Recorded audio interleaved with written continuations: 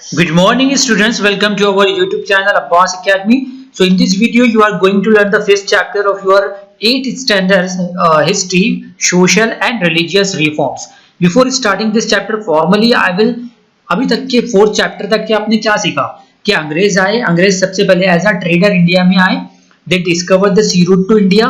वो ट्रेडिंग करते रहे इंडिया के साथ पीसफुली फ्रॉम 1498 1498 में 1498 में वास्को डिगामा ने discover the sea route to India. Sea route किसने डिस्कवर किया? वास्को डिगामा ने. 1498 से 1757 मतलब जो भी साल आता है 250 साल के करीब वो पीसफुली ट्रीट करते रहे इंडिया के साथ. उसके बाद उन्होंने धीरे धीरे इंडिया की इंटरनल सिचुएशन मॉनिटर की.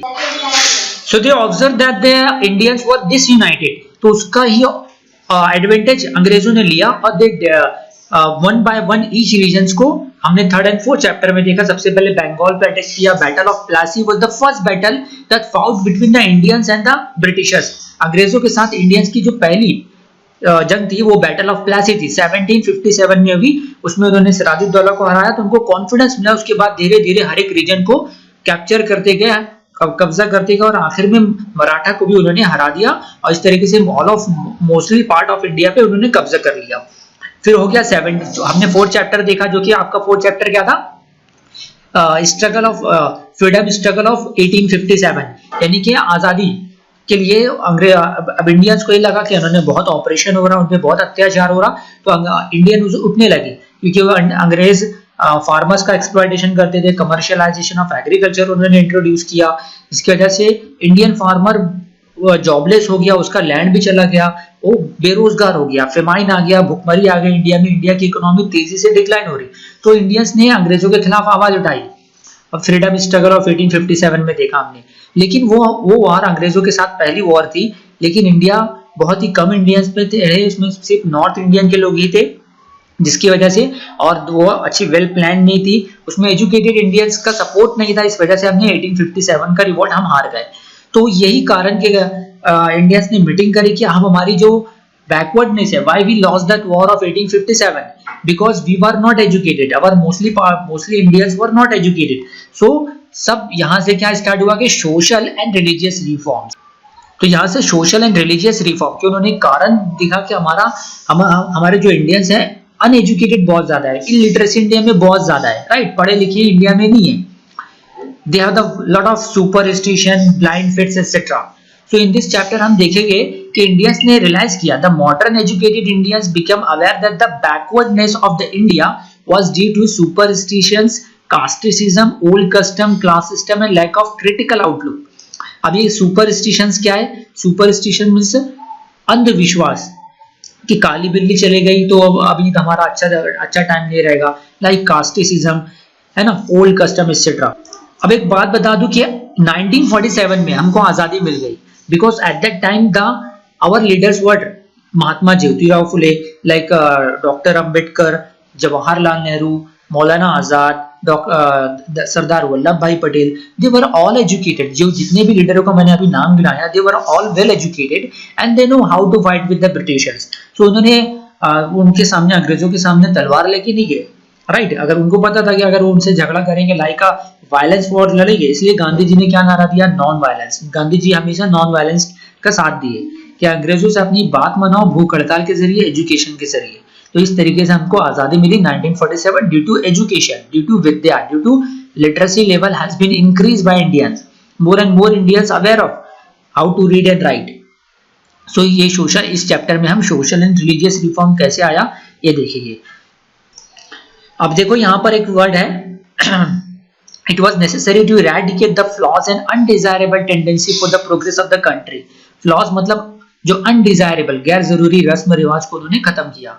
अगर हमारे देश को तरक्की करना है, उन्होंने सोचा कि अगर हमारे देश को तरक्की करना है तो अनडिजायरेबल जो गैर जरूरी रस्म रिवाज को खत्म करना होगा. And to create a new society based on the principle of humanity, equality and fraternity.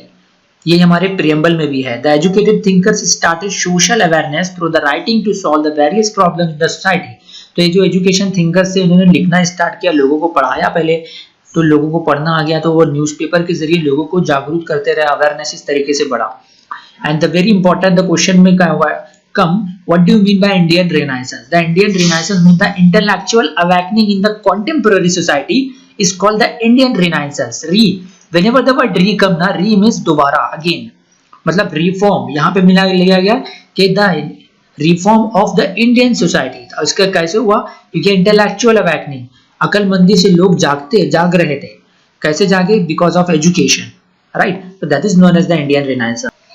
अब बिफोर गोइंग टू, अब इस चैप्टर में हम क्या क्या देखेंगे? Lot of, you can see that बहुत सारे जो है सोशल रिफॉर्मर के फोटोज दिए गए, जैसे कि ये राजा राम मोहन राय का है, इनका है, देन हमारे महात्मा ज्योतिराव फुले है, देन स्वामी दयानंद है, गोपाल हरि देशमुख है. ये सारे के सारे तो इन्होंने कई जगह क्या काम किया? They are social and religious reform. उन्होंने हमारी सोसाइटी को, हमारे समाज को, हमारे धर्म को रिफॉर्म किया बुरी चीजों से. तो सबसे पहले हम इससे पहले चैप्टर में हमें देखिए, the sati was the very bad practice that was propagated, that was practiced in the ancient during modern time. Sati practice के अंदर क्या होता था? सबसे पहले तो एक बैड फ्लॉस थी, अनडिजायरेबल टेंडेंसी थी. एक छोटी लड़की जो कि 10-12 साल की है, उसकी शादी हो जाती थी 50-60 इयर्स पर्सन से. ऑब्वियसली दैट वो पर्सन है जो है, उसका हस्बैंड जो है जल्दी से मर जाएगा, डेथ जल्दी हो जाएगी, है ना. तब तो क्या होता था कि वो जब डेथ हो गई हस्बैंड की, तो उसकी वाइफ को उसके साथ, उसकी चिता के साथ जिंदा जला दिया जाता था. That is the bad practice known as sati. तो इस बैड प्रैक्टिस को राजा राम मोहन राय ने देखा एंड और इसको रिकमेंड किया. लॉर्ड विलियम बेंटिक जो उस जमाने में अंग्रेज ऑफिसर था, उन्होंने बहुत अच्छा काम किया, एक कानून बनाया जो कि सती प्रैक्टिस को कानूनन जुर्म करार दिया, राइट. तो इस तरीके से सती प्रैक्टिस बैन हुई और उनको रिकमेंडेशन दिया था राजा राम मोहन राय. और राजा राम मोहन राय जो थे one of the great leader of the our modern Indian society. उन्होंने बहुत से रिफॉर्म किए. वो ना सिर्फ एक लैंग्वेज, जैसे आज हमारे अगर हमारा जो भी रिलीजन है, जैसे कि फॉर एग्जांपल हिंदुइज्म की रिलीजियस जो बुक है गीता है, हम देखिए हम गीता पढ़ते हैं, गीता पे कितना हम फॉलो करते हैं. जो मुस्लिम है उनकी उनकी जो रिलीजियस बुक है वो है कुरान शरीफ जिसे कहते हैं. तो हर एक रिलीजन और उनकी रिलीजियस बुक जो है वो अच्छी बातें सिखाती है, उसको हमको फॉलो करना चाहिए स्ट्रिक्टली. तो हमारी जो लाइफ रहेगी बहुत ही ब्राइट रहेगी. तो ना सिर्फ उस जमाने में देखो, राजा राम मोहन राय ने he had studied many languages and religious, बहुत सारी जुबानें, बहुत सारी लैंग्वेजेस एंड रिलीजियस की स्टडी की. Through his ideology and Advaita philosophy, उनका जो प्रिंसिपल था कि मोनोथेइज्म, कि गॉड सिर्फ एक है ना. हिंदू सोसाइटी में क्या कि गॉड बहुत सारे हैं, तो गॉड सिर्फ एक है उनका मानना था. And caste and class equality, protest against the rituals मतलब जो रस्म है, protest against the rituals and following the way of prayers were the principle of Brahmo Samaj. यानी कि उनका काम क्या था कि जो प्रोटेस्ट अगेंस्ट द रिचुअल्स, जो गैर जरूरी रस्म है उसके खिलाफ खड़े होना. Following the way of prayers were the principle of Brahmo Samaj. He oppose the practice of sati. उन्होंने सती प्रैक्टिस, जो कि कितनी बुरी प्रैक्टिस थी, हमने देखा. चाइल्ड मैरिज, पर्दा, and he promoted the widow remarriage.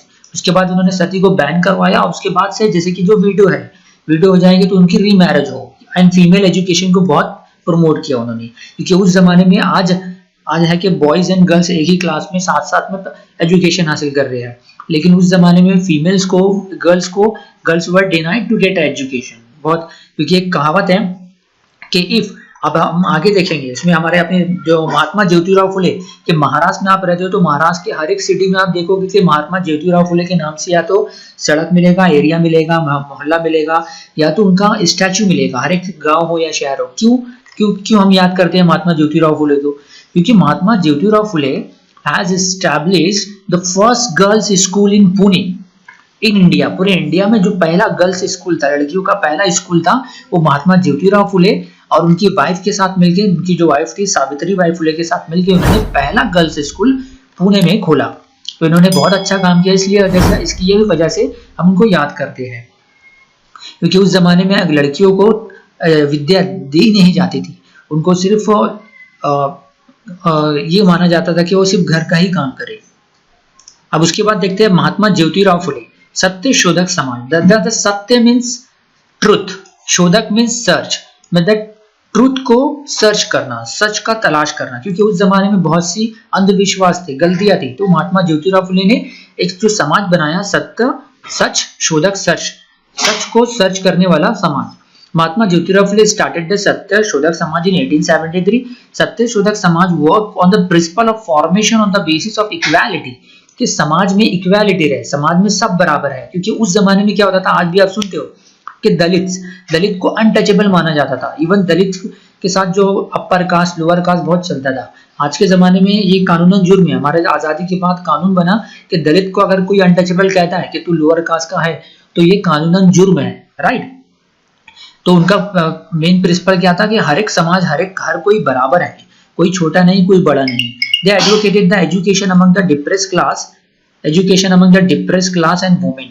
तो डिप्रेस क्लास यानी कि जो लोअर कास्ट के पीपल को डिप्रेस क्लास भी कहते थे और अनटचेबल्स भी कहते थे। और उनको उनके साथ इतना अत्याचार होता था, जुल्म होता था कि उनको कॉमन टेम्पल में एंट्री नहीं थी। लोग जहाँ से पानी पीते थे वहां पे उनको पानी नहीं पीने दिया जाता था। इवन महात्मा ज्योतिराव फुले ब्राह्मण थे, लेकिन उन्होंने दलित को अपलिफ्टमेंट के लिए बहुत अच्छा काम किया। उन्होंने बहुत सी बुक भी लिखी, गुलामगिरी, ब्रह्मानचे कसब, शेतकऱ्याची असोड एंड सार्वजनिक सत्य धर्म। He severely criticized the tradition and custom that made the discrimination between the man and woman or rather human being himself। इसके अलावा जो मेल फीमेल में, औरत आदमी में जो डिफरेंस होता था, क्योंकि उस जमाने में लड़कियों को तालीम नहीं दी जाती थी, मैंने बताया, और उन्होंने पहली स्कूल बनाई तो उनका बाइकाट भी हुआ, लेकिन उन्होंने इसके खिलाफ खड़े हुए और एक बहुत अच्छा काम किया उन्होंने। देन अब देखते हैं, अब तो हमने सोशल रिफॉर्म देखा, आप कुछ रिलीजियस रिफॉर्म देख लेते हैं। आर्य समाज आर्य समाज के जो फाउंडर थे, the founder of the Arya Samaj was Swami Dayanand Saraswati. उनका ये मानना था कि देयर इज नो कास्ट। उनका ये है, ancient Vedic religion is true and religion which has no place of casteism. उनका ये मानना था कि रिलीजन में, मजहब में, धर्म में कोई कास्ट नहीं है, यानी कास्ट हर कोई बराबर है। ही asserted that there should be a gender equality। You know the gender equality means male and female are equal, and go back to Vedas was the slogan of the Arya Samaj. Then Ramakrishna Mission. The Ramakrishna Mission was established by the Swami Vivekananda and a close disciple of the Ramakrishna Paramahansa. In 1897, Ramakrishna worked for the service to the society। कि उन्होंने, उनका ये मानना था कि लोगों की खिदमत की जाए, लोगों को की सर्विस की जाए, that is the service of the God। फिर उन्होंने बहुत सारे, उन्होंने क्या किया, the mission work for the providing help to the famine striking people, patient, medical help to the poor, female education and spiritual growth. लोगों में तो स्पिरिचुअल मतलब आत्मशक्ति, जो उनकी जो इंटरनल पावर है वो बढ़ाई जाए। देन उनका एक बहुत बड़ा इंपॉर्टेंट है जो कि स्लोगन है, arise, awake and stop not till the goal is achieved, was the message given by him to the Indian youths. कि उन्होंने शिकागो में, अमेरिका में जाके उन्होंने एक लेक्चर दिया था स्वामी विवेकानंद ने, कि उठो, जागो और जब तक कि ना रुको नहीं, जब तक कि तुम्हारा मकसद, तुम्हारा गोल तुमको मिल जाए, राइट। क्योंकि उस जमाने में ये एक्चुअल में इनका मेन मोटिव क्या था, अंग्रेजों से आजादी दिलाना, लेकिन वो पीस तैयार कर रहे थे। ये जानते थे पहले हमको इंडियंस को एजुकेटेड बनाना है, राइट। तो उनका बहुत ही इंथुसियास्टिक स्लोगन है, मोटिवेशनल स्लोगन है, rise, awake and stop not till the goal is achieved. जब तक कि तुम्हारा मकसद ना मिले, गोल ना मिले, रुको मत। सो यहाँ पे एक लास्ट देखते हैं, religious reform among the Muslims. Abdul Latif started the social reform among Muslim community and he established the Mohammedan literary society in Bengal. और फिर उसको आगे बढ़ाया। Sir Syed Ahmad Khan founded the Mohammedan Anglo Oriental college. It later the developed to the Aligarh Muslim university. आज भी जो Aligarh Muslim university Aligarh city UP में है, वो उन्होंने आज से मतलब 300 साल पहले उन्होंने बनाई थी, तो आज भी वो है। उन्होंने मुस्लिम सोसाइटी में एजुकेशन लेवल बढ़ाने के लिए कहा। इस तरीके से movement in Hindu society in 1952 Hindu Mahasabha was established to give a respectable position to the Hindus community. Pandit Madan Mohan Malaviya led the foundation of Banaras Hindu university. Now we will see the exercise question. First, that just established the Ramakrishna mission. Ramakrishna mission किसने किया? Swami Vivekananda, right. The Anglo-Mohammed Oriental College was established by the Sir Syed Ahmad Khan first. The depressed class mission was founded by the Maharshi Vitthal Ramaji Shinde, जो मैंने explain नहीं किया, Maharshi Vitthal Ramji Shinde. Next is the Raja Ram Mohan Roy organization, Brahmo Samaj उन्होंने establish किया। उनका newspaper Sambad Kaumudi, work of the organization, ban on the practice of sati. Name of social reformer, Arya Samaj, Pandit Dayanand Saraswati ने Arya Samaj founded किया था। न्यूज़पेपर या बुक उनका नाम क्या है? Satyarth Prakash, the book written by him, written by the Swami And work of the organization, gender equality. Mahatma Phule organization, Satya शोधक समाज, newspaper Gulamgiri. Work of the organization, gender equality, या फिर बोल सकते हैं the first girls school in open the first girls school in Pune. Next question, the social and religious reform movement began in India because the educated Indians came to know the backwardness of India lies due to the lot of superstition and illiteracy among Indians. So that social and religious reform movement began in India.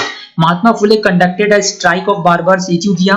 Barber मतलब जो कि बाल काटते हैं. Because you can see that Mahatma Phule established the Bal Hatya Pratibandhak Group in his own house, and he conducted a strike of barber against the custom of shaving of the heads of the widows. क्योंकि widows जो हो जाती थी उनके भी, जैसे आपकी Hindu society में कि मेल सारे बाल निकालते तो उस वक्त तो फीमेल भी बाल निकालते थे. तो that's why he conducted a strike of barber against the custom of shaving of the heads of widows. You can write this answer. So I hope you understand. So don't forget to subscribe our channel and like this video, and do not forget to press a bell icon.